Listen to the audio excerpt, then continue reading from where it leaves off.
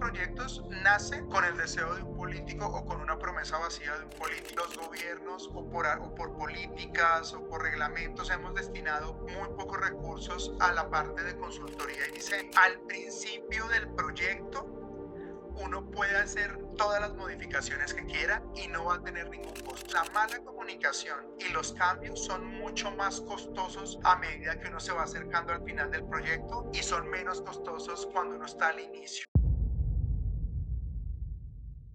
Yo he escuchado muchos comentarios de conocidos, de amigos, que pues como unos ingenieros civiles le dicen a uno, oiga, estos ingenieros, estos arquitectos no saben qué hacer. Hay algunos casos donde hay una mala gestión, pero la mayoría de esos proyectos, tú ves en nuestros países, son proyectos del sector público. Y el sector público, el sector gobierno tiene unas connotaciones que no solo son la técnica. Entonces muchos proyectos nacen con el deseo de un político o con una promesa vacía de un político, donde dice, quiero construir un estadio acá para esta comunidad. Entonces arranca no con una real necesidad, sino arranca más con un deseo de tener contento a un grupo de población. Lo siguiente es, como eso nació mal, si acá se dice en Colombia lo que nace mal termina mal. Entonces, como eso nació mal porque nace no de una necesidad real o de una oportunidad, sino más bien como de un deseo, ¿sí? como no motivado técnicamente, lo siguiente es que algo que yo he notado en Latinoamérica que nos pasa un poquito es que los gobiernos o por políticas o por reglamentos hemos destinado muy pocos recursos a la parte de consultoría y diseño. Entonces, esa parte de ingeniería, que es donde se diseña, donde se hacen los estudios, donde se planea todo en papel de lo que luego se va a construir, se le asignan muy pocos recursos. Entonces, esas consultorías muchas veces, y te hablo de Colombia, esas consultorías muchas veces no tienen el rigor y la calidad suficiente para después, cuando se construyen, pues pueda llevarse a cabo un proyecto. Y pues hay un componente muy fuerte, y pues lo puedes decir acá en Colombia, y es la corrupción, ¿no? Entonces se destina 100 pesos, 100 dólares, 100 bolívares para un proyecto, donde 20 van para una persona, 10 van para otra, 10 para otra, y al final por cada 100 termina para el proyecto 40 o 45, y entonces ya quien tiene la obra no puede hacer la obra con los 40 o 45 que quedaron de los 100. Entonces es un conjunto de variables, hay algunas de gestión, hay unas políticas, hay otras económicas, hay otras de ingeniería. Entonces decir que esos proyectos que hay en Venezuela, en Perú, en Colombia, a medio hacer, ¿cuál sería el único patrón? Normalmente es que están mal planeados y que los recursos se fueron para un sitio donde no era. Hay una gráfica que le enseñan a uno en las primeras clases de gerencia de proyectos, y es, imagínate el eje Y y el eje X, ¿no? Los ingenieros todo lo graficamos y eso. Entonces, al principio del proyecto, uno puede hacer todas las modificaciones que quiera y no va a tener ningún costo. ¿Por qué? Porque tú al principio del proyecto las modificaciones son en papel. Sí, entonces yo voy a construir un puente, pero lo quiero hacer de 100 metros de altura. Pues yo los dibujo de 100 metros de altura. Y llegas tú y me dices, no, de 100 metros es muy alto, hazlo de 80. Yo borro, o pues lo hago en AutoCAD, más fácil, delete, y lo dibujo de 80. ¿Hay qué costo tuvimos de cambio? Cero.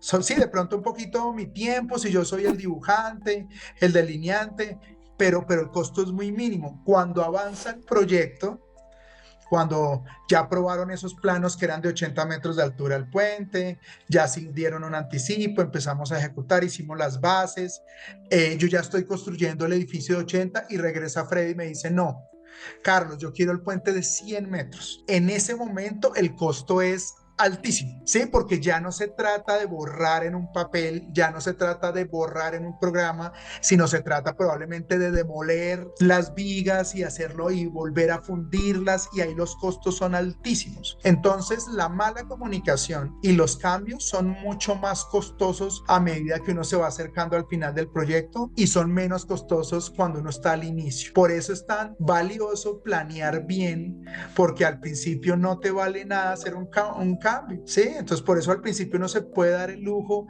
de hacer modificaciones en las cosas, que al final una modificación, ojo, no significa que no impacte, porque al principio si uno dibuja de 200 y eso se aprueba, pues al final el puente va a tener una altura de 200 metros, claro que impacta, pero al principio como no hay tanto recurso, pues es menos costoso. Entonces eso para decirte que los cambios y los problemas de comunicación al principio no son tan costosos, después sí. También te podría hablar de de temas de costos en comunicaciones, por ejemplo, uno tiene al principio de los proyectos los planos y empezamos a ejecutar y estamos haciendo la cimentación, que la cimentación son las bases de los edificios o de las construcciones. Y de pronto el ingeniero de campo se da cuenta que diseñaron una base que no cabe físicamente en el sitio. Y él lo comunica a través de, envía un WhatsApp al estructural. Y el estructural tiende y le dice, no, pues acomode, porque no entiende el mensaje. Y eso, mira, parece un ejemplo tonto, pero eso pasa. Entonces el ingeniero, no, pues acomodemos,